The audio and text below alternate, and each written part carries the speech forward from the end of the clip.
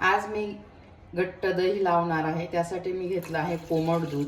दूध इतकं गरम करायचं की आपल्या हाताला थोडासा चटका बसेल. हे बघा, 2 चमचे विरजण टाकणार आहे. हे असं हलवणार आहे.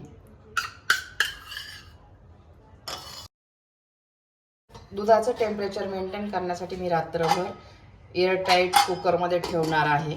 तर आपण हे सकाळी उघडून बघूया कसं दही लागलं ते. हे बघा, आता आपण रात्री दही लावलं होतं ते आता आपण सकाळी उघडून बघूया कसं झालंय. हे बघा, छान दही लागलं आहे. अगदी बाजारात मिळतं किंवा पॅकिंगचं फॅक्टरीमधलं दही असतं त्याप्रमाणेच लागलं आहे.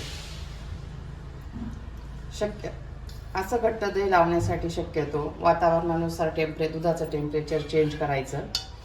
वातावरण गरम असेल तर दूध अगदीच कोमट करायचं आणि थोडं थंड असेल तर थोडंसं बोटाला चटका लागेल एवढं करायचं.